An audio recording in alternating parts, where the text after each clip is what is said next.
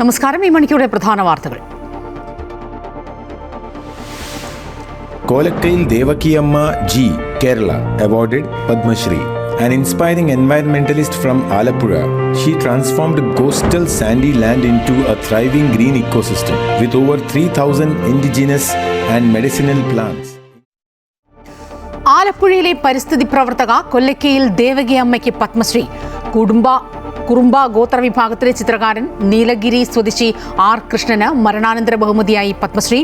Unsung hero വിഭാഗത്തിൽ 45 പേർക്ക് award. Republic ദിനത്തോടനുബന്ധിച്ച് ഡൽഹി ഉൾപ്പെടെയുള്ള സ്ഥലങ്ങളിൽ അതീവ സുരക്ഷ.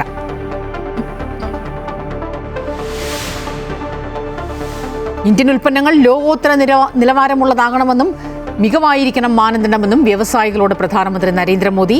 ഇന്ത്യയുടെ 10 വർഷത്തെ സ്റ്റാർട്ടപ്പ് യാത്രയിൽ മൻ കി ബാത്തിൽ യുവാക്കൾക്ക് അഭിനന്ദനം. ഇന്ത്യയിലെ പുതിയ തലമുറയ്ക്ക് നിരവധി അവസരങ്ങൾ ലഭിക്കുമെന്ന് യൂറോപ്യൻ യൂണിയനുമായുള്ള വ്യാപാര കരാറിൽ പ്രതീക്ഷ പങ്കുവച്ച് പ്രധാനമന്ത്രി.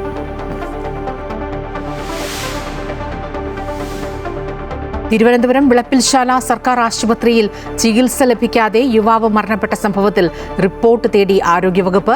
കൊല്ലങ്കോണം സ്വദേശി ബിസ്മീർ ശ്വാസമെടുക്കാൻ കഴിയാതെ ആശുപത്രിയുടെ വരാന്തയിൽ കാത്തുനിൽക്കുന്ന CCTV ദൃശ്യങ്ങൾ പുറത്ത്. ആശുപത്രിയുടെ വാതിൽ അടച്ചിരിക്കുകയായിരുന്നുവെന്നും നിരവധി തവണ വിളിച്ചിട്ടും ഡോക്ടർ പുറത്തേക്ക് വന്നില്ല എന്നും ആരോപണം. വീഴ്ചയുണ്ടായിട്ടില്ല എന്ന് ആശുപത്രി അധികൃതർ.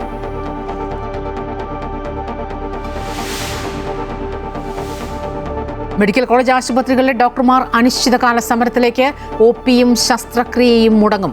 27-ന് സൂചനാ സമരം.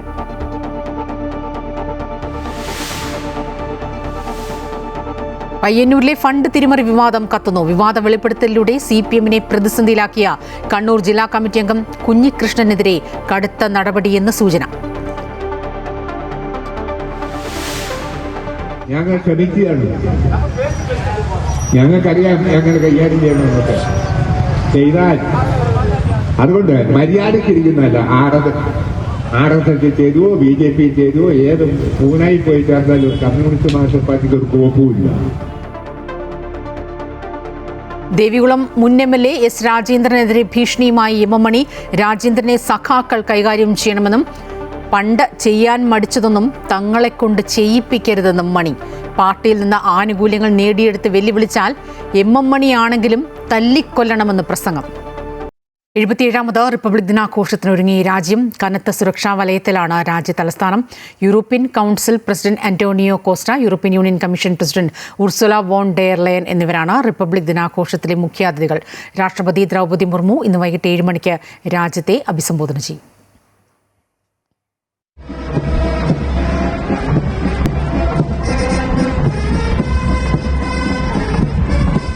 ദേശീയ യുദ്ധസ്മാരകത്തിൽ പ്രധാനമന്ത്രി നരേന്ദ്രമോദി പുഷ്പചക്രം അർപ്പിക്കുന്നതോടെ റിപ്പബ്ലിക് ദിനാഘോഷങ്ങൾക്ക് തുടക്കമാകും.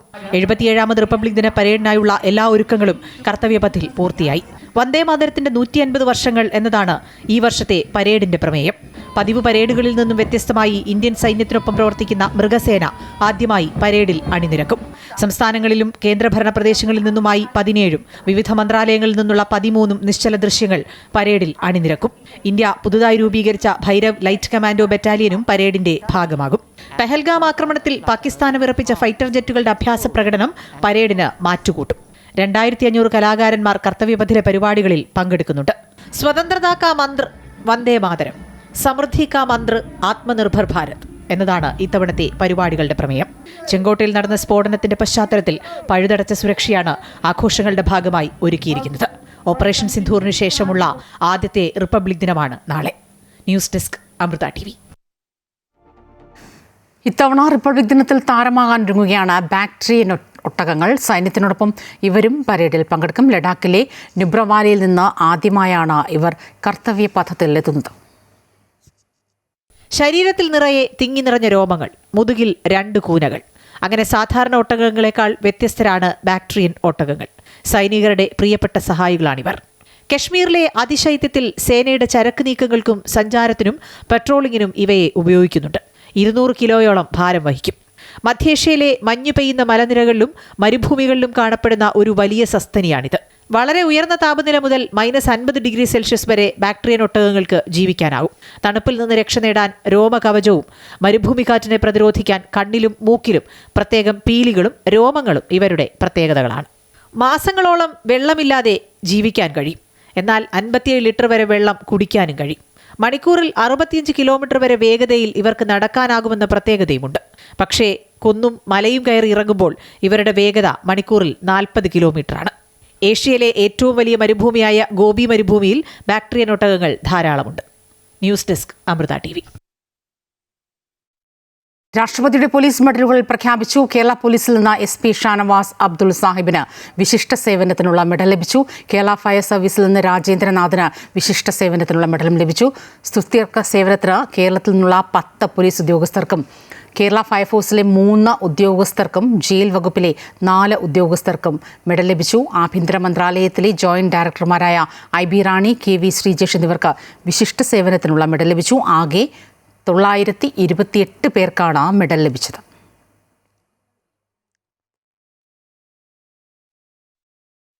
ആലപ്പുഴയിൽ നിന്നുള്ള പരിസ്ഥിതി പ്രവർത്തക കൊല്ലക്കയിൽ ദേവിക അമ്മയ്ക്ക് പത്മശ്രീ പുരസ്കാരം. അൺസങ് ഹീറോസ് വിഭാഗത്തിലാണ് ദേവകിയമ്മയ്ക്ക് പത്മശ്രീ ലഭിച്ചത്. 45 പേർക്കാണ് ഈ വിഭാഗത്തിൽ പുരസ്കാരം. കുറുമ്പ ഗോത്ര വിഭാഗത്തിലെ ചിത്രകാരനായ നീലഗിരി സ്വദേശി R കൃഷ്ണനും മരണാനന്തര ബഹുമതിയായി പത്മശ്രീ ലഭിച്ചു. Awarded Padma Shri. An inspiring environmentalist from Alappuzha, she transformed coastal sandy land into a thriving green ecosystem with over 3,000 indigenous and medicinal plants, including rare and endangered species, and restoring groundwater. Kolakkail Devaki Amma has inspired more than 2,000 families to adopt sustainable practices, creating a powerful people's movement. Padmashri പുരസ്കാര നിറവിൽ ആലപ്പുഴയിലെ വനമുത്തശ്ശി പരിസ്ഥിതി പ്രവർത്തകയായ കൊല്ലക്കയിൽ ദേവകി അമ്മയ്ക്ക് പരിസ്ഥിതി സംരക്ഷണ രംഗത്തെ സമാനതകളില്ലാത്ത പ്രവർത്തനങ്ങൾക്കാണ് പത്മശ്രീ പുരസ്കാരം ലഭിച്ചത്. മുൻപ് വനിതകൾക്ക് നൽകുന്ന ഏറ്റവും വലിയ സിവിലിയൻ ബഹുമതിയായ നാരി ശക്തി പുരസ്കാരം ഉൾപ്പെടെ നിരവധി പുരസ്കാരങ്ങൾ ദേവകി അമ്മയെ തേടിയെത്തിയിട്ടുണ്ട്. ആലപ്പുഴ കായംകുളം കണ്ടല്ലൂർ കൊല്ലക്കയിൽ ദേവകിയമ്മയ്ക്ക് പരിസ്ഥിതി മേഖലയ്ക്കുള്ള സമഗ്ര സംഭാവന കണക്കിലെടുത്താണ് രാജ്യം പത്മശ്രീ നൽകി ആദരിച്ചത്. അൺസങ് ഹീറോസ് വിഭാഗത്തിലാണ് പത്മശ്രീ. റിപ്പബ്ലിക് ദിനത്തിൽ രാഷ്ട്രപതി ദ്രൗപദി മുർമു പത്മശ്രീ സമ്മാനിക്കും. കായംകുളം കണ്ടല്ലൂർ പഞ്ചായത്തിൽ ഉൾപ്പെട്ട കൊല്ലക്കയിൽ തറവാട്ടിലെ ദേവകിയമ്മ രൂപപ്പെടുത്തിയെടുത്ത തപോവനം ജൈവ വൈവിധ്യങ്ങളുടെ കലവറയാണ്. സ്വന്തം വീട്ടിലെ വിശാലമായ 5 ഏക്കർ പറമ്പിൽ 4 പതിറ്റാണ്ട് കൊണ്ട് 3000-ഓളം മരങ്ങൾ നട്ടുപിടിപ്പിച്ച് കാടുണ്ടാക്കിയ ദേവകിയമ്മ പ്രായത്തിന്റെ പരിമിതികൾക്കിടയിലും തന്റെ വീട്ടുമുറ്റത്തെ കാടും മരങ്ങളും ഇന്നും പരിപാലിച്ചു പോരുന്നു. ഒരു വാഹനാപകടത്തെ തുടർന്ന് വിശ്രമത്തിലായിരുന്ന കാലത്താണ് ദേവകിയമ്മ തന്റെ വീട്ടുപരിസരത്ത് ചെടികൾ നട്ടുപിടിപ്പിച്ചു തുടങ്ങിയത്. പിൽക്കാലത്ത് ഇത് ഏക്കറുകളോളം വ്യാപിച്ചു കിടക്കുന്ന പ്രദേശങ്ങളിൽ വനമാക്കി മാറ്റുന്ന പ്രവർത്തനമായി മാറി. കൃഷി പാരമ്പര്യമുള്ള കുടുംബത്തിൽ ജനിച്ച ദേവകിയമ്മ വനത്തിനും ജീവജാലങ്ങൾക്കും അവയുടെ സംരക്ഷണത്തിനും വലിയ പ്രാധാന്യമാണ് ജീവിതത്തിൽ നൽകിയിരിക്കുന്നത്. അന്താരാഷ്ട്ര തലത്തിൽ പോലും ശ്രദ്ധിക്കപ്പെട്ട മുതുകുളം വനം ഇന്ന് നിരവധി അപൂർവ സസ്യങ്ങളുടെയും പക്ഷികളുടെയും ആവാസ കേന്ദ്രമാണ്. നരേന്ദ്രമോദി സർക്കാർ അധികാരത്തിൽ വന്നതിന് ശേഷം പത്മ പുരസ്കാര നിർണയത്തിൽ കൊണ്ടുവന്ന മാറ്റങ്ങളുടെ പ്രതിഫലനമാണ് ദേവകിയമ്മയുടെ ഈ നേട്ടം. പ്രശസ്തിയുടെ ലോകത്തിനു പുറത്തുനിന്ന് നിശബ്ദ സേവനം നടത്തുന്നവരെ ആദരിക്കാനായി ഏർപ്പെടുത്തിയ അൺസങ് ഹീറോസ് എന്ന വിഭാഗത്തിലാണ് ദേവകിയമ്മയും ഉൾപ്പെട്ടത്. ഇത്തവണ പ്രഖ്യാപിച്ച പട്ടികയിലെ ആദ്യ 45 പേരിൽ ദേവകിയമ്മയും ഇടം പിടിച്ചു. പരിസ്ഥിതി സംരക്ഷണത്തിനുള്ള കേന്ദ്ര സർക്കാരിന്റെ വനമിത്ര പുരസ്കാരം ഉൾപ്പെടെ നിരവധി അംഗീകാരങ്ങൾ ദേവകിയമ്മയെ തേടിയെത്തിയിട്ടുണ്ട്. അമൃത ന്യൂസ്, ആലപ്പുഴ. കൂടുതൽ പത്മ പുരസ്കാരങ്ങളുടെ വിവരങ്ങൾ പുറത്തേക്ക് വരികയാണ്. കലാമണ്ഡലം വിമല മേനോനും പത്മശ്രീ ലഭിച്ചിരിക്കുന്നുവെന്ന വാർത്ത ഇപ്പോൾ പുറത്തുവരുന്നു. ഒപ്പം വെള്ളാപ്പള്ളി നടേശൻ, മമ്മൂട്ടി എന്നിവർക്ക് പത്മഭൂഷണും അന്തരിച്ച VS അച്യുതാനന്ദന് മരണാനന്തര ബഹുമതിയായി പത്മവിഭൂഷണും പ്രഖ്യാപിച്ചിരിക്കുന്നു. ഏറ്റവും ഒടുവിൽ പുറത്തുവരുന്ന വിവരങ്ങളാണ്. ജസ്റ്റിസ് KT തോമസിനും P നാരായണനും ഒപ്പം പത്മവിഭൂഷൺ പ്രഖ്യാപിച്ചിട്ടുണ്ട്. പത്മശ്രീ കലാമണ്ഡലം വിമല മേനോന് പത്മശ്രീ നേടിയിട്ടുണ്ട്. ഏറ്റവും ഒടുവിലത്തെ പ്രഖ്യാപനങ്ങളാണ് ഇപ്പോൾ പുറത്തുവരുന്നത്. വെള്ളാപ്പള്ളി നടേശനും മലയാളത്തിൻ്റെ മെഗാസ്റ്റാർ മമ്മൂട്ടിക്കും പത്മഭൂഷൺ ലഭിച്ചിരിക്കുന്നു. VS അച്യുതാനന്ദന് മരണാനന്തര ബഹുമതിയായി പത്മവിഭൂഷണും പ്രഖ്യാപിച്ചിരിക്കുന്നു. ഇന്ത്യൻ ഉൽപ്പന്നങ്ങൾ ലോകോത്തര നിലവാരമുള്ളതാകണമെന്ന് പ്രധാനമന്ത്രി നരേന്ദ്രമോദി. ഗുണനിലവാരത്തിൽ വിട്ടുവീഴ്ചയില്ലാത്ത ഉൽപ്പന്നങ്ങൾ നിർമ്മിക്കാൻ രാജ്യത്തെ വ്യവസായികളോടും സ്റ്റാർട്ടപ്പുകളോടും അദ്ദേഹം ആഹ്വാനം ചെയ്തു. 130-ാം മൻ കി ബാത്ത് പ്രസംഗത്തിൽ സംസാരിക്കുകയായിരുന്നു അദ്ദേഹം. പ്രധാനമന്ത്രിയുടെ ഈ വർഷത്തെ മൻ കി ബാത്തിന്റെ ആദ്യ എപ്പിസോഡായിരുന്നു ഇന്നത്തേത്. ദേശീയ വോട്ടർ ദിനത്തെക്കുറിച്ച് പരാമർശിച്ചുകൊണ്ടാണ് പ്രധാനമന്ത്രി പരിപാടി ആരംഭിച്ചത്. ജനാധിപത്യത്തിന്റെ ആത്മാവാണ് വോട്ടർമാരെന്ന് അദ്ദേഹം ഓർമ്മിപ്പിച്ചു. സ്റ്റാർട്ടപ്പ് ഇന്ത്യയുടെ ഇതുവരെയുള്ള യാത്രയെക്കുറിച്ചും അദ്ദേഹം പരാമർശിച്ചു. ഇന്ത്യ ഇന്ന് ലോകത്തിലെ 3ാമത്തെ വലിയ സ്റ്റാർട്ടപ്പ് ആവാസ വ്യവസ്ഥയുള്ള രാജ്യമാണ്. വിപ്ലവകരമായ മാറ്റങ്ങളാണ് സ്റ്റാർട്ടപ്പുകൾ സൃഷ്ടിക്കുന്നത്. 10 വർഷം മുമ്പ് സങ്കല്പിക്കാൻ പോലും കഴിയാത്ത മേഖലകളിൽ ഇപ്പോൾ ഇവ പ്രവർത്തിക്കുന്നുണ്ടെന്നും പ്രധാനമന്ത്രി പറഞ്ഞു. AI, ബഹിരാകാശം, ആണവോർജം, സെമി കണ്ടക്ടറുകൾ തുടങ്ങി ഏത് മേഖലയെടുത്താലും അവിടെ ഒരു ഇന്ത്യൻ സ്റ്റാർട്ടപ്പിനെ കാണാൻ സാധിക്കും. ഈ മേഖലയിലെ യുവാക്കളുടെ കഠിനാധ്വാനത്തെ അദ്ദേഹം അഭിനന്ദിച്ചു. भारत में आज दुनिया का तीसरा सबसे बड़ा स्टार्टअप इकोसिस्टम बन चुका है. ये स्टार्टअप्स लीग से हटके हैं. आज वे ऐसे सेक्टर्स में काम कर रहे हैं जिनके बारे में 10 साल पहले तक कल्पना भी नहीं की जा सकती थी. നമ്മൾ നിർമ്മിക്കുന്ന ഏത് ഉൽപ്പന്നങ്ങളും ലോകോത്തര നിലവാരമുള്ളതാകണം. ഇന്ത്യൻ ഉൽപ്പന്നം എന്ന് കേൾക്കുമ്പോൾ തന്നെ അത് ടോപ്പ് ക്വാളിറ്റി ആണെന്ന് ലോകം തിരിച്ചറിയണമെന്നും അദ്ദേഹം വ്യവസായികളെയും സ്റ്റാർട്ടപ്പ് രംഗത്തെ ആളുകളെയും ഓർമ്മിപ്പിച്ചു. മികവായിരിക്കണം നമ്മുടെ മാനദണ്ഡം. हम सबका एक ही मंत्र हो, क्वालिटी, क्वालिटी और सिर्फ क्वालिटी. कल से आज बेहतर क्वालिटी. हम जो भी मैन्युफैक्चर कर रहे हैं उसकी क्वालिटी को बेहतर बनाने का संकल्प लें. ഭജൻ ക്ലബിനെ കുറിച്ചും അദ്ദേഹം പരാമർശിച്ചു. ഓരോ കാലഘട്ടവും അതിൻ്റെതായ രീതിയിൽ ഭക്തിയെ കണ്ടു. ഇന്നത്തെ തലമുറയും പുതിയതും ശ്രദ്ധേയവുമായ എന്തെങ്കിലും ചെയ്യുന്നു. ഇന്നത്തെ യുവാക്കൾ അവരുടെ ജീവിതശൈലിയിൽ ഭക്തി ഉൾപ്പെടുത്തിയിട്ടുണ്ട്. ഈ ചിന്ത ഒരു പുതിയ സാംസ്കാരിക പ്രവണതയ്ക്ക് കാരണമായെന്നും അദ്ദേഹം പറഞ്ഞു. News desk, Amrita news. വെളുപ്പിൽശാല സർക്കാർ ആശുപത്രിയിൽ ചികിത്സ ലഭിക്കാതെ യുവാവ് മരണപ്പെട്ട സംഭവത്തിൽ റിപ്പോർട്ട് തേടി ആരോഗ്യവകുപ്പ്. കൊല്ലങ്കോണം സ്വദേശി ബിസ്മീറാണ് മരിച്ചത്. സംഭവത്തിൽ വീഴ്ച ഉണ്ടായിട്ടുണ്ടോ എന്ന് പരിശോധിച്ച് റിപ്പോർട്ട് നൽകാൻ അഡീഷണൽ ജില്ലാ മെഡിക്കൽ ഓഫീസർക്ക് ആരോഗ്യവകുപ്പ് ഡയറക്ടർ നിർദ്ദേശം നൽകി. എന്നാൽ ചികിത്സയിൽ വീഴ്ചയുണ്ടായിട്ടില്ല എന്നാണ് ആശുപത്രി അധികൃതരുടെ വിശദീകരണം. പുലർച്ചെയാണ് ശ്വാസതടസ്സത്തെ തുടർന്ന് ബിസ്മിർ ഭാര്യയോടൊപ്പം വെളുപ്പിൽശാലയിലെ സാമൂഹിക ആരോഗ്യ കേന്ദ്രത്തിലെത്തിയത്. എന്നാൽ ആശുപത്രിയുടെ ഗ്രില്ല് അകത്തുനിന്ന് പൂട്ടിയ നിലയിലായിരുന്നു. തുടർന്ന് 10 മിനിറ്റിലധികം ആശുപത്രി വരാന്തയിൽ ബിസ്മിറും ഭാര്യയും കാത്തുനിൽക്കേണ്ടി വന്നു. നിരവധി തവണ വിളിച്ചതിനും കോളിംഗ് ബെൽ അടിച്ചതിനും ശേഷമാണ് ഡോക്ടർമാർ പുറത്തേക്ക് വന്നത്. എന്നിട്ടും പ്രാഥമിക ചികിത്സ പോലും നൽകിയില്ലെന്നാണ് ബിസ്മിറിന്റെ കുടുംബം ആരോപിക്കുന്നത്. നിലവിളിച്ചു കരഞ്ഞിട്ടും ആശുപത്രി അധികൃതർ സഹായിച്ചില്ലെന്ന് ബിസ്മിറിന്റെ ഭാര്യ ജാസ്മിൻ പറയുന്നു. കുടുംബാരോഗ്യ കേന്ദ്രത്തിൽ നിന്ന് മെഡിക്കൽ കോളേജ് ആശുപത്രിയിലേക്ക് കൊണ്ടുപോകാൻ ആവശ്യപ്പെട്ടു. ആശുപത്രിയിൽ എത്തിക്കുമ്പോഴേക്കും ബിസ്മിർ മരണത്തിന് കീഴടങ്ങി. ശ്വാസതടസ്സം കൊണ്ട് ബുദ്ധിമുട്ടിയ ബിസ്മിറിന് ഓക്സിജൻ, CPR, നെബുലൈസേഷൻ എന്നിവ നൽകാൻ ആശുപത്രി അധികൃതർ തയ്യാറായില്ലെന്ന ഗുരുതരമായ ആരോപണമാണ് കുടുംബം ഉന്നയിക്കുന്നത്. എന്നാൽ ചികിത്സയിൽ വീഴ്ചയുണ്ടായിട്ടില്ലെന്നാണ് വിളപ്പിൽശാല കുടുംബാരോഗ്യ കേന്ദ്രത്തിന്റെ വിശദീകരണം. ബിസ്മിർ ശാരീരിക അസ്വസ്ഥത പ്രകടിപ്പിക്കുന്നതും ഭാര്യ ജാസ്മിൻ സഹായത്തിനായി പരിഭ്രാന്തയാകുന്നതും വ്യക്തമാകുന്ന CCTV ദൃശ്യങ്ങൾ പുറത്തുവന്നിരുന്നു. ഇതോടെയാണ് വിഷയത്തിൽ ആരോഗ്യവകുപ്പ് ഇടപെടുന്നത്. ആശുപത്രിയിൽ നേരിട്ടെത്തി അന്വേഷണം നടത്തി അടിയന്തരമായി റിപ്പോർട്ട് സമർപ്പിക്കാൻ അഡീഷണൽ ജില്ലാ മെഡിക്കൽ ഓഫീസർക്ക് ആരോഗ്യവകുപ്പ് ഡയറക്ടർ നിർദ്ദേശം നൽകിയിട്ടുണ്ട്. അമൃത ന്യൂസ്, തിരുവനന്തപുരം. സമരം ശക്തമാക്കാനൊരുങ്ങി സർക്കാർ മെഡിക്കൽ കോളേജ് ഡോക്ടർമാർ. ചൊവ്വാഴ്ച സെക്രട്ടേറിയറ്റിൽ ധർണ സംഘടിപ്പിക്കുമെന്ന് KGMCT ഭാരവാഹികൾ അറിയിച്ചു. ഫെബ്രുവരി 2 തിങ്കളാഴ്ച മുതൽ അനിശ്ചിതകാലത്തേക്ക് OPയും ബഹിഷ്കരിക്കും. ഡോക്ടർമാർ ഉന്നയിച്ച ആവശ്യങ്ങൾ പരിഹരിക്കാൻ വേണ്ട നടപടികൾ സർക്കാർ സ്വീകരിക്കാത്ത പശ്ചാത്തലത്തിലാണ് സമരം. വ്യാഴാഴ്ച മുതൽ ഡോക്ടർമാർ അനിശ്ചിതകാലത്തേക്ക് സമരം തുടങ്ങുന്നതോടെ അടിയന്തര ചികിത്സ ഒഴികെയുള്ളവ മുടങ്ങും. മെഡിക്കൽ കോളേജിലെ അധ്യാപനവും തുടർന്ന് അടിയന്തരമല്ലാത്ത ചികിത്സകളും നിർത്തിവെക്കാനാണ് സംഘടനയുടെ തീരുമാനം. ജനുവരി 27 സെക്രട്ടേറിയറ്റ് ധർണയും നടത്തും. അവശ്യ ആരോഗ്യ സേവനങ്ങളായ casualty, labour room, ICU, IP ചികിത്സ, മറ്റടിയന്തര ചികിത്സകൾ, അടിയന്തര ശസ്ത്രക്രിയകൾ, പോസ്റ്റ്മോർട്ടം എന്നിവയെ സമരത്തിൽ നിന്നും ഒഴിവാക്കിയിട്ടുണ്ട്. ശമ്പള പരിഷ്കരണ ഉത്തരവിലെ അപാകതകൾ പരിഹരിക്കുക, ശമ്പള DA കുടിശ്ശികകൾ നൽകുക, താൽക്കാലിക കൂട്ട സ്ഥലം മാറ്റങ്ങൾ ഒഴിവാക്കുക, ആവശ്യത്തിന് തസ്തികകൾ സൃഷ്ടിക്കുക തുടങ്ങി വിവിധ ആവശ്യങ്ങൾ ഉന്നയിച്ചാണ് സമരം.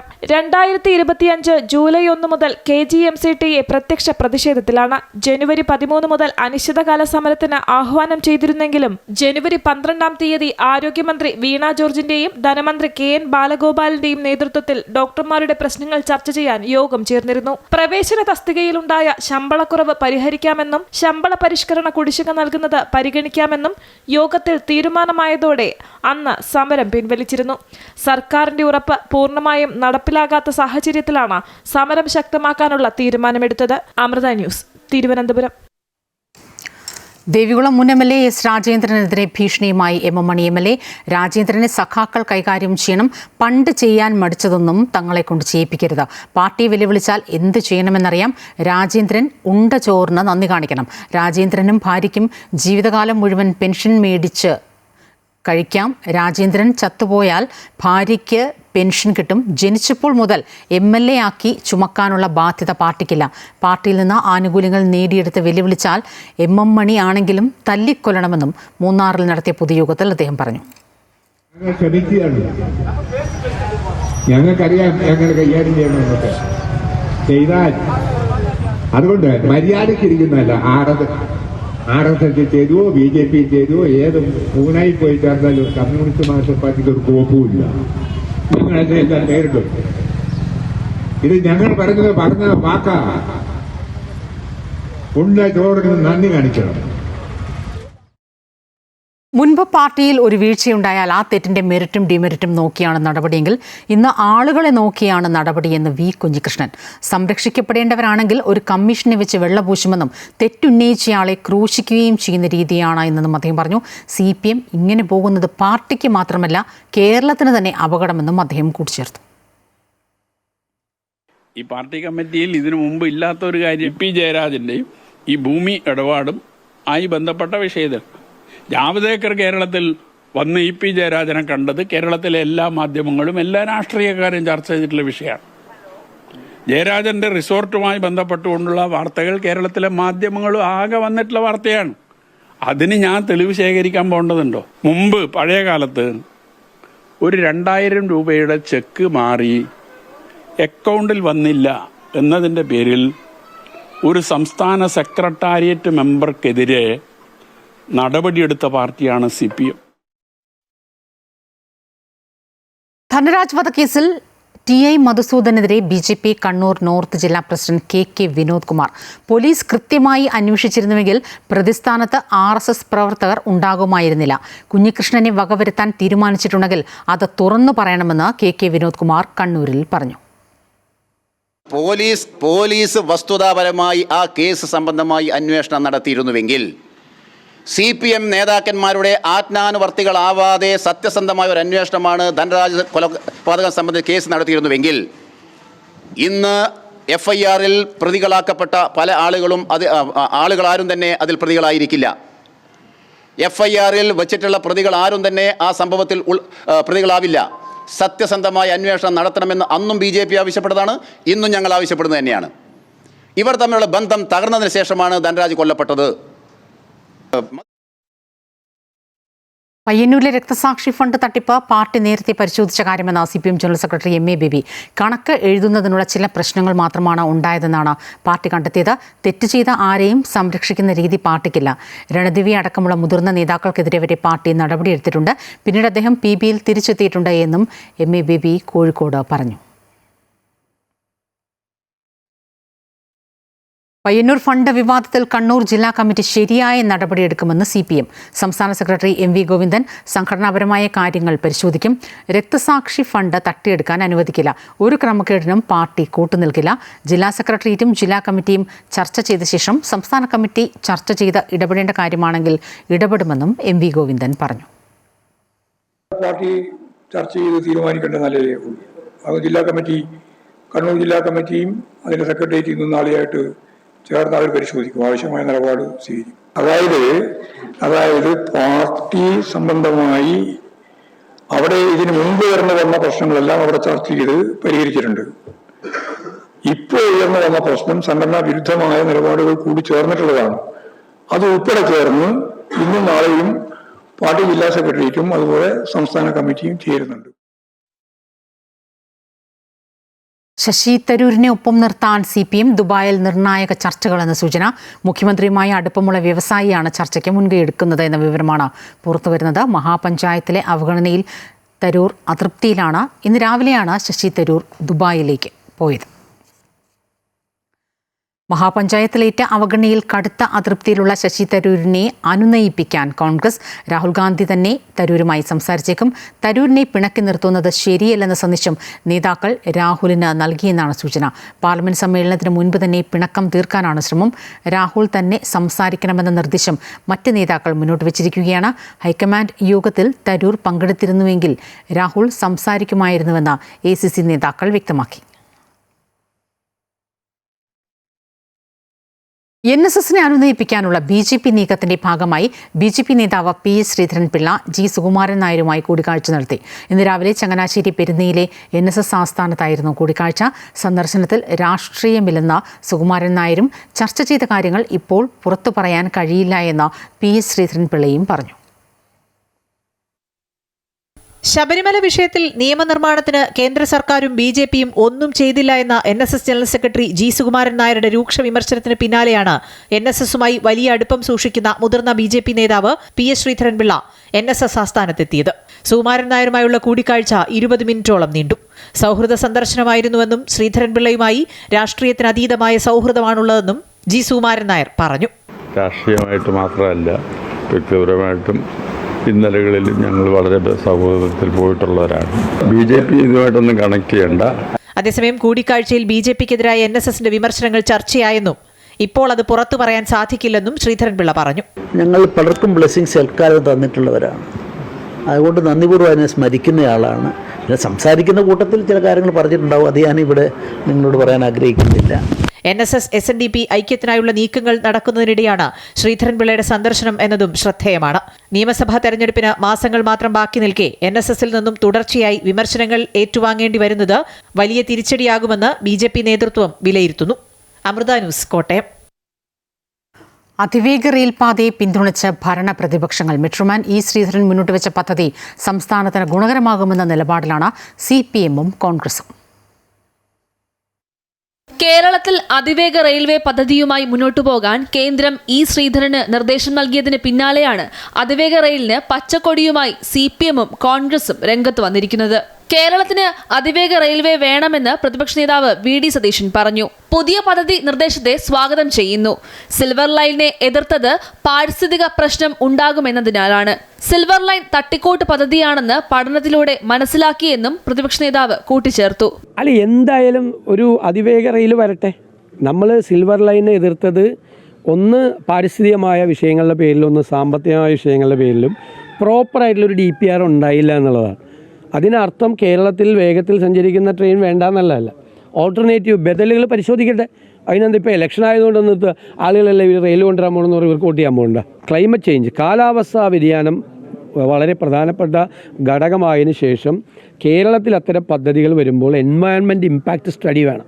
കേരളത്തിന്റെ വികസനത്തിന് ഉതകുന്ന അതിവേഗ റെയിൽ പദ്ധതി വരുന്നതിൽ എതിർപ്പില്ലെന്ന് CPM സംസ്ഥാന സെക്രട്ടറി MV ഗോവിന്ദനും നിലപാട് വ്യക്തമാക്കി. നമുക്ക് കേരളത്തിന്റെ വളർച്ചയ്ക്ക് വികാസത്തിന് ഉതകുന്ന രീതിയിലുള്ള ഗതാഗത സൗകര്യം വേണം. നാഷണൽ ഹൈവേ അങ്ങനെയാണല്ലോ വന്നത്. അത് വേണ്ടെന്ന് പറഞ്ഞതാണല്ലോ UDF. കേരളയിൽ പറഞ്ഞപ്പോൾ കേരളത്തിനെ പറ്റി കേന്ദ്ര ഗവൺമെന്റ് അംഗീകാരം തരാൻ കൂട്ടാക്കിയിട്ടില്ല. അതിന്റെ മറ്റ് വിവിധ വഴികൾ, ഒരു വഴി മാത്രമൊന്നുമല്ല, നിരവധി വഴികളുണ്ട്. ആ വഴികളൊക്കെ തേടുന്നതിൽ ഞങ്ങൾക്ക് യാതൊരു തർക്കമില്ല. സർക്കാർ നേരത്തെ തന്നെ അതിവേഗ റെയിൽവേയുമായി ബന്ധപ്പെട്ട ഒരു ആശയം പ്രഖ്യാപിച്ചിരുന്നുവെന്ന് മന്ത്രി K രാജൻ പ്രതികരിച്ചു. കേരളത്തിന് അതിവേഗത്തിൽ സഞ്ചരിക്കാൻ ഒരു പാത വേണമെന്ന കാര്യത്തിൽ ആർക്കും തർക്കമില്ലെന്നും മന്ത്രി K രാജൻ പറഞ്ഞു. ഈ ആശയം ഞങ്ങൾ മുന്നോട്ട് വെച്ചു. ഈ ആശയത്തെക്കുറിച്ച് വ്യത്യസ്തങ്ങളായ പ്രതികരണങ്ങൾ കേരള രാഷ്ട്രീയത്തിലുണ്ടായി. സിൽവർ ലൈനുമായിട്ട് ഇപ്പോൾ മുന്നോട്ട് പോകുന്നില്ല എന്ന് ഞങ്ങൾ നേരത്തെ പ്രഖ്യാപിച്ചു. പക്ഷേ അതിവേഗത്തിൽ യാത്ര ചെയ്യാനുള്ള ഒരു സൗകര്യം ഉണ്ടാകണം എന്ന കാര്യത്തിൽ രണ്ടഭിപ്രായം കേരളത്തിലെ ഗവൺമെൻറ്റിനില്ല. ഞങ്ങളും ചില ആശയങ്ങൾ ഉന്നയിക്കപ്പെട്ടിട്ടുണ്ട്. അന്തരീക്ഷത്തിൽ ചില പുതിയ ആശയങ്ങൾ ഉന്നയിക്കപ്പെടുന്നുണ്ട്. ആശയങ്ങളെല്ലാം കൂടി വരട്ടെ. ഈ അതിവേഗത്തിൽ എത്തണം എന്ന കേരള ജനതയുടെ സ്വപ്നം ഏറ്റവും കുറഞ്ഞ പാരിസ്ഥിതിക ആഘാതങ്ങളും ഏറ്റവും കുറഞ്ഞ പ്രയാസങ്ങളും ഉള്ള വിധത്തിൽ നടപ്പിലാക്കും. കേന്ദ്ര സർക്കാർ ഉടൻ തന്നെ പദ്ധതിയുടെ ഔദ്യോഗിക പ്രഖ്യാപനം നടത്തുമെന്നാണ് പ്രതീക്ഷിക്കുന്നത്. News desk Amrita TV. നടൻ ഹരീഷ് കണാറിന്റെ ആരോപണത്തിന് മറുപടിയുമായി നിർമ്മാതാവും പ്രൊഡക്ഷൻ കൺട്രോളറുമായ NM ബാദുഷ ഹരീഷിൽ നിന്ന് 14 ലക്ഷം രൂപ പണം വാങ്ങിയതായി ബാദുഷ സ്ഥിരീകരിച്ചു. ഇതിൽ 7 ലക്ഷത്തോളം തിരികെ നൽകി. അതേസമയം ഹരീഷിനായി 5 വർഷം 72 സിനിമകൾക്ക് ഡേറ്റ് മാനേജ് ചെയ്തു. ചെയ്ത സേവനത്തിന് ഒരു പണവും വാങ്ങിയില്ലെന്നും പ്രതിഫലം തരാൻ ഹരീഷ് മനസ്സ് കാണിച്ചില്ല എന്നും ബാദുഷ ആരോപിച്ചു. 20 ലക്ഷം രൂപ കടം വാങ്ങിയ ശേഷം തിരികെ നൽകാതിരിക്കുകയും സിനിമയിൽ നിന്ന് ഒഴിവാക്കാൻ പ്രവർത്തിക്കുകയും ചെയ്തുവെന്നായിരുന്നു ഹരീഷ് കണാറിന്റെ ആരോപണം. മാനേജ് ചെയ്തിട്ടൊന്നും ഒരാളായിട്ടില്ല. പക്ഷേ ഞാൻ ഇവർക്ക് വേണ്ടി ജോലി എടുക്കുന്നുണ്ട്. എനിക്കൊരു ആവശ്യം വന്നപ്പോൾ ഞാൻ ഇവരോട് 3 പേരോടും പൈസ ആവശ്യപ്പെടുകയും മറ്റ് 2 ആർട്ടിസ്റ്റുകൾ ഞാൻ അവരോട് ഈ പറഞ്ഞ പോലെ തന്നെ 20 ലക്ഷം രൂപ ചോദിക്കുകയും അവരെനിക്ക് പൈസ തരികയും അവരോട് ഞാൻ തിരിച്ചു തരാമെന്ന് പറഞ്ഞപ്പോൾ അവരെന്നോട് പറഞ്ഞത് എനിക്ക് തിരിച്ചു തരണ്ട, കാര്യം ഇത് ബാധക്ക് ഞങ്ങൾക്ക് വേണ്ടി ഇത്രയും കാലം പണിയെടുക്കുന്നതല്ലേ, നിങ്ങളൊരു നല്ല കാര്യത്തിനല്ലേ, അപ്പോൾ നിങ്ങളത് ഉപയോഗിച്ചു എന്ന് പറഞ്ഞാൽ അവർ 2 പേരും എനിക്ക് തന്നത്. ഇദ്ദേഹത്തിനോട് ഞാൻ 20 ലക്ഷം രൂപ ചോദിച്ചെങ്കിലും അദ്ദേഹം എനിക്ക് 10 ലക്ഷം രൂപയെ തന്നുള്ളൂ. എൻ്റെ ബാങ്ക് സ്റ്റേറ്റ്മെൻറ്റാണത്. 10 ലക്ഷം രൂപ ആദ്യം തരികയും 1 മാസം കഴിഞ്ഞപ്പോൾ 4 ലക്ഷം രൂപ തരികയും ആ 4 ലക്ഷം രൂപ 2ാമത്തെ ദിവസം അദ്ദേഹത്തിന് തിരിച്ചു കൊടുക്കുകയും ചെയ്തിട്ടുള്ളതാണ്. അതിനുശേഷം പുള്ളിക്ക് ഞാൻ പല പ്രാവശ്യമായിട്ട് 3 ലക്ഷം രൂപയും പുള്ളിക്ക് തിരിച്ചു കൊടുത്തിട്ടുള്ളതാണ്. CBI ചോദ്യം ചെയ്യലിനും ജനനായകൻ സിനിമയുടെ റിലീസ് തടഞ്ഞതും സംബന്ധിച്ച വിവാദങ്ങൾക്ക് പിന്നാലെ ശക്തമായ പ്രതികരണവുമായി നടനും TVK നേതാവുമായ വിജയ്. ഒരു സമ്മർദ്ദത്തിനും വഴങ്ങില്ലെന്നും ആർക്കു മുന്നിലും തലകുനിക്കില്ലെന്നും മഹാബലിപുരത്ത് നടന്ന TVK ഭാരവാഹികളുടെ യോഗത്തിൽ പറഞ്ഞു. 2026 നിയമസഭാ തെരഞ്ഞെടുപ്പിൽ ഒരു രാഷ്ട്രീയ പാർട്ടിയുമായും സഖ്യത്തിനില്ലെന്നും വിജയ് സമ്മേളനത്തിൽ പറഞ്ഞു. പാർട്ടി ചിഹ്നമായി വിസിൽ അവതരിപ്പിച്ച വിജയ് കപ്പ് മുഖ്യം ബിഗിലേ എന്ന് പറഞ്ഞുകൊണ്ട് വിസിലടിച്ചുകൊണ്ടാണ് ജനസാഗരത്തെ അഭിസംബോധന ചെയ്തത്. നമ്മളുടെ വെട്രി ചിഹ്നം വിസിൽ, കപ്പ് മുഖ്യം ബിഗിലേ. ഈ വർഷം നടക്കാനിരിക്കുന്ന തമിഴ്നാട് നിയമസഭാ തെരഞ്ഞെടുപ്പ് വെറുമൊരു തെരഞ്ഞെടുപ്പല്ല എന്നും ജനാധിപത്യത്തിലെ യുദ്ധമാണെന്നും വിജയ് പറഞ്ഞു. നിങ്ങൾ ഈ യുദ്ധത്തിൽ പോരാടാനുള്ള തന്റെ കമാൻഡോകളാണെന്നും വിജയ് പാർട്ടി ഭാരവാഹികളോട് പറഞ്ഞു. നിലവിലെ തമിഴ് രാഷ്ട്രീയക്കാർ അണ്ണയെ മറന്നുവെന്ന് DMK, AIADMK പാർട്ടികളെ ലക്ഷ്യമിട്ട് വിജയ് ആഞ്ഞടിച്ചു. വരാനിരിക്കുന്ന തെരഞ്ഞെടുപ്പിൽ നടക്കപ്പോറത് ഒരു ജനനായക പോരാണെന്നും വിജയ് ഓർമ്മിപ്പിച്ചു. அதனால அந்த 2 படை மட்டும் இல்ல, இன்னும் எத்தனை படை வந்தாலும் எதிர்த்து நின்று ஃபேஸ் பண்றதுக்கு ஒரு நல்ல தலைமையும் இத்தனை சக்திகள் என் கூட இருக்கும் போது, இத்தனை சின்ன மருது, இத்தனை பெரிய மருது, இத்தனை சையது கார்கிகள் என் கூட இருக்கும் போது நம்ம நாட்டை நம்மளால மீட்டெடுக்க முடியாதான்னு. TVK തനിച്ചു നിന്നാലും ജയിക്കാൻ കഴിവുള്ള പടയെന്നും രാഷ്ട്രീയത്തിലെത്തിയത് അടങ്ങിയിരിക്കാനും അടിമയാകാനുമല്ലെന്നും BJPക്ക് പരോക്ഷ മറുപടി എന്നോണം വിജയ് പറഞ്ഞു. അധികാരത്തിലിരിക്കുന്ന പാർട്ടികൾക്ക് പോളിംഗ് ബൂത്തുകൾ വ്യാജ വോട്ടിന്റെ കേന്ദ്രങ്ങളാണ്. എല്ലാവരെയും കാണണം, ഓരോ വോട്ടും സംരക്ഷിക്കണം. ദുഷ്ടശക്തിയായ DMKയെയും അഴിമതിക്കാരായ AIADMKയെയും നേരിടാൻ ധൈര്യമുള്ളത് TVKയ്ക്ക് മാത്രമാണെന്നും വിജയ് കൂട്ടിച്ചേർത്തു. നടക്കാനിരിക്കുന്ന നിയമസഭാ തെരഞ്ഞെടുപ്പ് മുന്നിൽ കണ്ട് TVK സംസ്ഥാനത്ത് ഗൃഹസമ്പർക്ക ക്യാമ്പയിൻ സംഘടിപ്പിക്കുമെന്നും 3000 സംസ്ഥാന ജില്ലാതല TVK പ്രവർത്തകർ പങ്കെടുത്ത യോഗത്തിൽ വിജയ് പ്രഖ്യാപിച്ചു. News desk Amrita TV. സർവകലാശാലകളുടെയും കോളേജുകളുടെയും സേവനങ്ങളും പ്രവർത്തനങ്ങളും ഒരു കുടക്കീഴിലാക്കുന്ന KREAP പദ്ധതി തട്ടിപ്പെന്ന് KSU സംസ്ഥാന vice president P. Muhammad Shamas. വിദ്യാർത്ഥികളുടെ പ്രവേശനം മുതൽ സർട്ടിഫിക്കറ്റ് നൽകുന്നതുവരെയുള്ള നടപടികൾ പദ്ധതി വഴി നടപ്പിലാക്കുന്നുണ്ട്. ഇതിലൂടെ ഡേറ്റ കച്ചവടത്തിനും വൻ അഴിമതിക്കും സർക്കാർ കളമൊരുക്കുകയാണ്. ബ്ലാക്ക് ലിസ്റ്റിൽപ്പെട്ട MKCL എന്ന മഹാരാഷ്ട്ര ആസ്ഥാനമായ കമ്പനിക്ക് വിവരങ്ങൾ കൈമാറുന്നത് ആപത്താണ്. അഴിമതിക്ക് ഉന്നത വിദ്യാഭ്യാസ മന്ത്രി R. ബിന്ദു കൂട്ടുനിൽക്കുകയാണെന്നും മുഹമ്മദ് ഷമാസ് കോഴിക്കോട് ആരോപിച്ചു.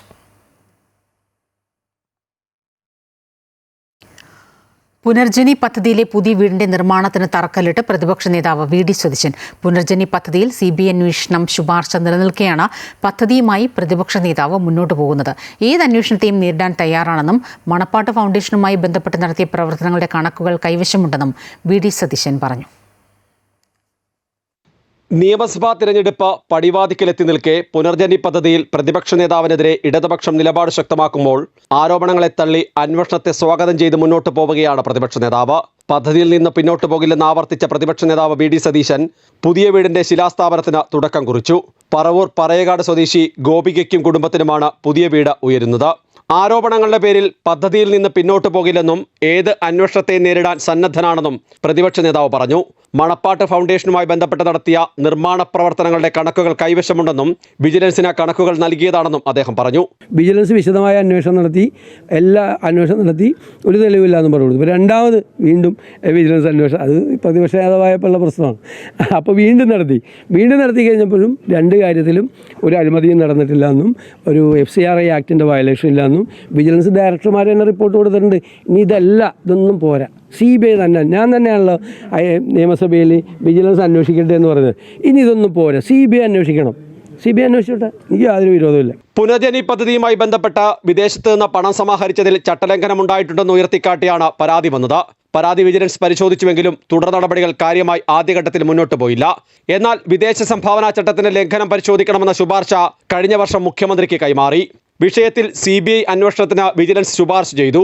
എന്നാൽ ഇതുവരെ സർക്കാർ ഇക്കാര്യത്തിൽ നയപരമായ തീരുമാനം എടുത്തിട്ടില്ല എങ്കിലും തിരഞ്ഞെടുപ്പ് അടുത്തിരിക്കുന്ന പശ്ചാത്തലത്തിലുള്ള രാഷ്ട്രീയ നീക്കമായി വിലയിരുത്തി പ്രതിരോധം തീർക്കുകയാണ് പ്രതിപക്ഷ നേതാവും UDF-ഉം.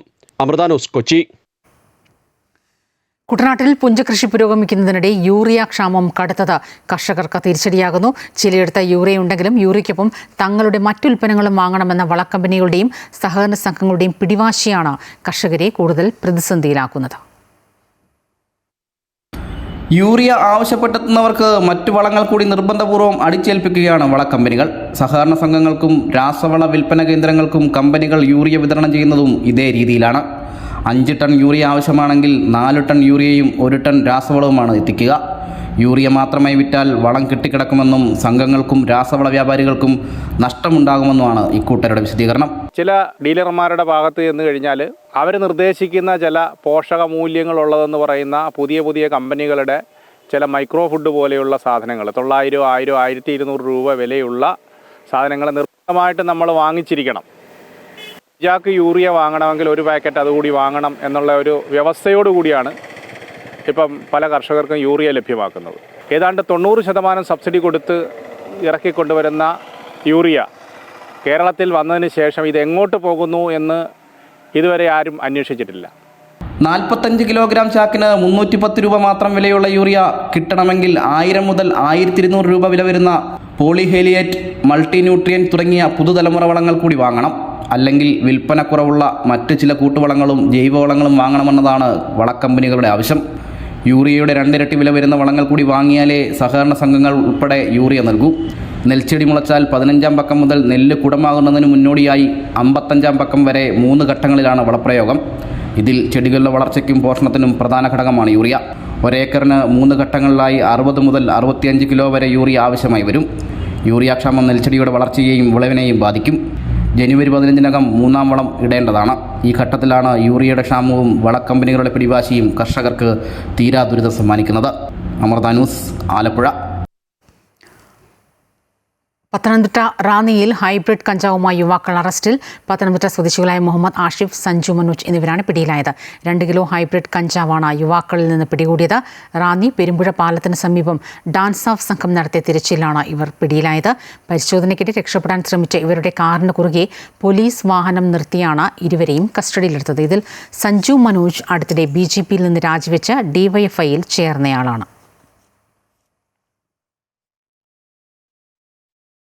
ഗുരുവായൂർ ക്ഷേത്രത്തിൽ ഇന്ന് നടന്നത് 262 വിവാഹങ്ങൾ. ദർശനവും വിവാഹ ചടങ്ങുകളും സുഗമമായി നടത്താൻ ഗുരുവായൂർ ദേവസ്വം പ്രത്യേക ക്രമീകരണങ്ങൾ ഒരുക്കി. ഭക്തർക്ക് തടസ്സമില്ലാതെ ക്ഷേത്ര ദർശനത്തിനും വഴിയൊരുക്കി. പുലർച്ചെ 4 മണി മുതൽ വിവാഹ ചടങ്ങുകൾ ആരംഭിച്ചു. വിവാഹങ്ങൾക്കായി കൂടുതൽ മണ്ഡപങ്ങൾ ഒരുക്കിയിരുന്നു. സമയബന്ധിതമായി പൂർത്തിയാക്കാൻ പുലർച്ചെ 4 മണി മുതൽ വിവാഹങ്ങൾ ആരംഭിച്ചു. താലികെട്ടിനായി 5 മണ്ഡപങ്ങൾ സജ്ജമാക്കി. താലികെട്ട് ചടങ്ങ് നിർവഹിക്കാൻ ക്ഷേത്രം കോയ്മമാരെ മണ്ഡപത്തിലേക്ക് അധികമായി നിയോഗിച്ചു. വിവാഹ മണ്ഡപത്തിന് സമീപം മംഗളവാദ്യ സംഘത്തെയും സജ്ജമാക്കി. ക്ഷേത്രം കിഴക്കേ നട പൂർണ്ണമായും വൺവേ ആക്കി. ഒരു ദിശയിലേക്ക് മാത്രം ഭക്തരെ കടത്തിവിട്ട തിരക്ക് നിയന്ത്രിച്ചു. വരനും വധുവും അടങ്ങുന്ന വിവാഹ സംഘം നേരത്തെ എത്തി തെക്കേ നടയിലെ പുതിയ നടപ്പന്തലിലെ കൗണ്ടറിലെത്തി ടോക്കൺ വാങ്ങണം. ഇവർക്ക് ആ പന്തലിൽ വിശ്രമിക്കാം. താലികെട്ട് ചടങ്ങിന്റെ ഊഴമെത്തുമ്പോൾ ഇവരെ മേൽപ്പത്തൂർ ഓഡിറ്റോറിയത്തിൽ പ്രവേശിപ്പിക്കും. ഇത്തരത്തിലായിരുന്നു ക്രമീകരണം. തുടർന്ന് കിഴക്കേ നടയിലെ മണ്ഡപത്തിലെത്തി വിവാഹ ചടങ്ങ് നടത്താം.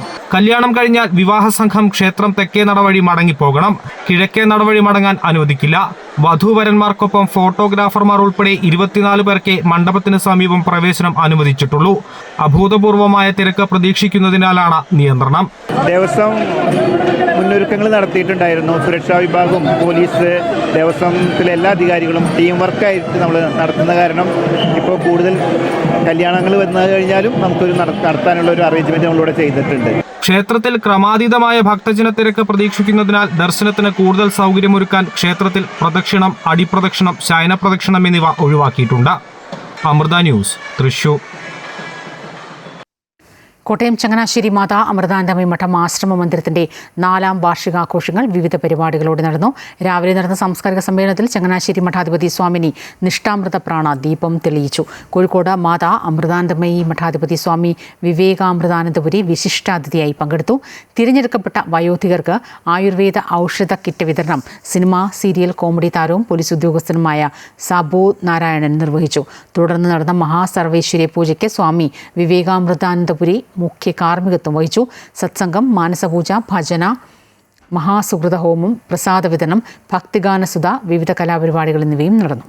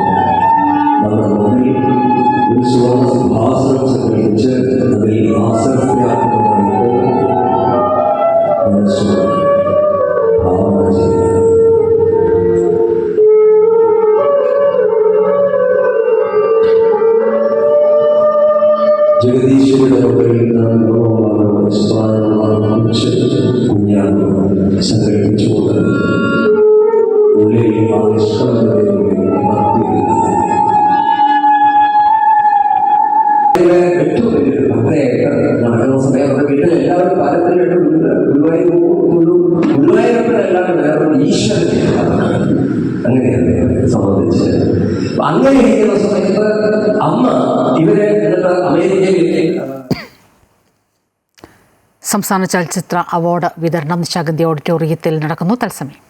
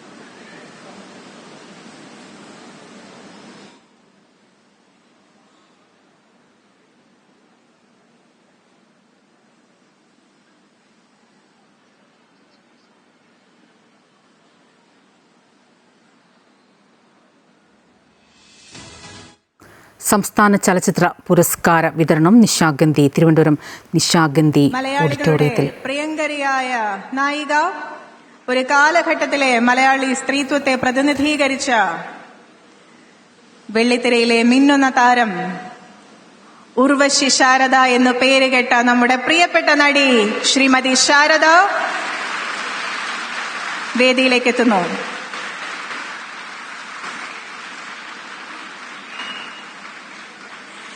ജന്മം കൊണ്ട് മലയാളി അല്ലെന്ന് പറഞ്ഞാൽ നമ്മളിൽ പലർക്കും വിശ്വസിക്കാൻ ബുദ്ധിമുട്ടുള്ള അത്ര മലയാളിത്തത്തെ ആവാഹിച്ച നടി ഇന്ന് കേരള സർക്കാരിന്റെ പരമോന്നത ചലച്ചിത്ര ബഹുമതിയായ JC ഡാനിയൽ പുരസ്കാരം ഇന്ന് ഈ വേദിയിൽ ഏറ്റുവാങ്ങുന്നു.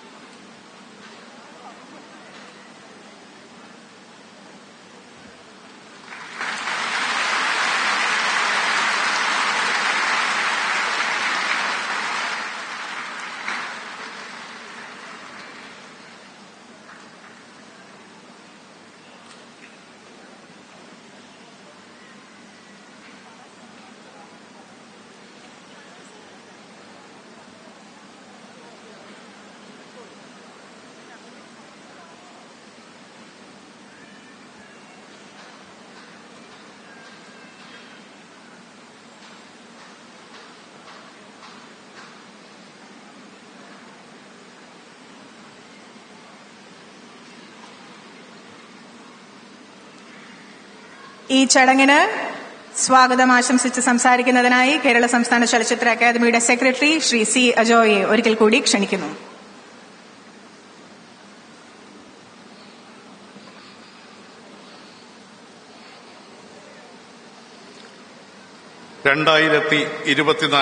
സംസ്ഥാന ചലച്ചിത്ര പുരസ്കാര സമർപ്പണ ചടങ്ങിന്റെ ആദരണീയനായ അധ്യക്ഷൻ ബഹുമാനപ്പെട്ട സാംസ്കാരിക വകുപ്പ് മന്ത്രി ശ്രീ സജി ചെറിയാൻ അവർകൾ,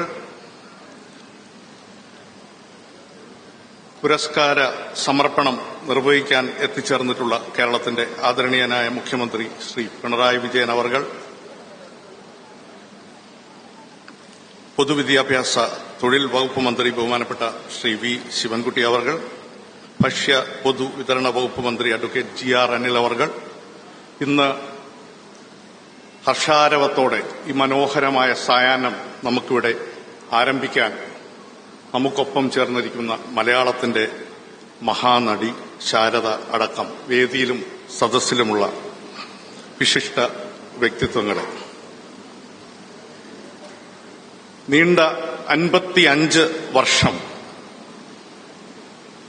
ഒരു 100 വർഷത്തെ ചരിത്രത്തിലേക്ക് നടന്നുകയറുന്ന മലയാള സിനിമയ്ക്കൊപ്പം തന്നെ സഞ്ചരിച്ചതാണ് സംസ്ഥാന ചലച്ചിത്ര പുരസ്കാരവും. സ്വതന്ത്രവും നീതിപൂർവവുമായ വിധി നിർണയത്തിലൂടെ ഒരു പുരസ്കാരം എത്രത്തോളം വിശ്വാസ്യത നിലനിർത്തിയിരിക്കുന്നു എന്നതിന്റെ തെളിവാണ് ഇവിടെ ഈ നിശാഗന്ധിയിലേക്ക് ഈ വൈകുന്നേരം ഒഴുകിയെത്തിയിട്ടുള്ള ജനസഞ്ചയം. മലയാളത്തിന്റെ മഹാനടൻ മമ്മൂട്ടി മുതൽ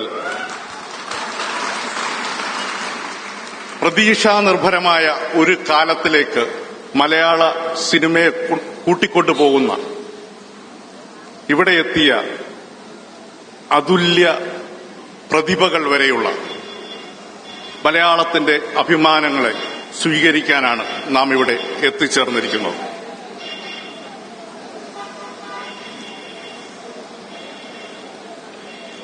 ഈ മനോഹരമായ സായാഹ്നത്തിലേക്ക് ഏവരെയും സ്വാഗതം ചെയ്യുന്നു.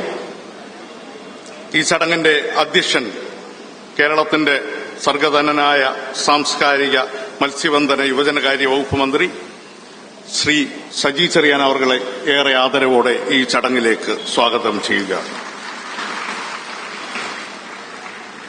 നമുക്കറിയാം, നമ്മുടെ സാംസ്കാരിക മേഖലയെ ഒന്നാകെ കേരളത്തിന്റെ ഭരണനിർവഹണത്തിന്റെ മുൻഗണനാക്രമത്തിലേക്ക് കൊണ്ടുവന്ന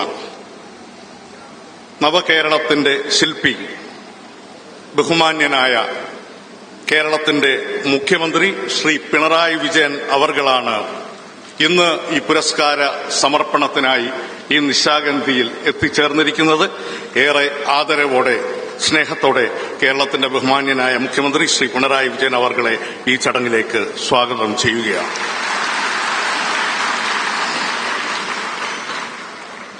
ചലച്ചിത്ര അവാർഡിന്റെ പുസ്തക പ്രകാശനത്തിനായിട്ട് ഇവിടെ എത്തിച്ചേർന്നിരിക്കുന്നത് ബഹുമാനപ്പെട്ട പൊതുവിദ്യാഭ്യാസ തൊഴിൽ വകുപ്പ് മന്ത്രി Shri V Sivankutty അവർകളാണ്.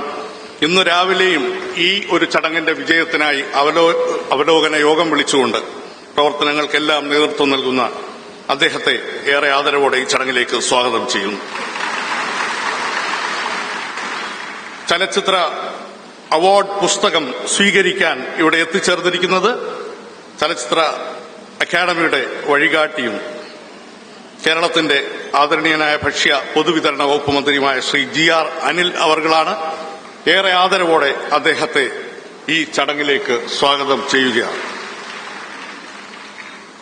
JC Daniel പുരസ്കാരം, മലയാള സിനിമയുടെ പരമോന്നത പുരസ്കാരം സ്വീകരിക്കാൻ നിറഞ്ഞ മനസ്സോടെ എത്തിച്ചേർന്നിരിക്കുന്ന പ്രിയപ്പെട്ട ശാരദാമ്മയെ ഏറെ സ്നേഹത്തോടെ ബഹുമാനത്തോടെ ഈ ജനാവലിക്ക് വേണ്ടി സ്വാഗതം ചെയ്യുകയാണ്.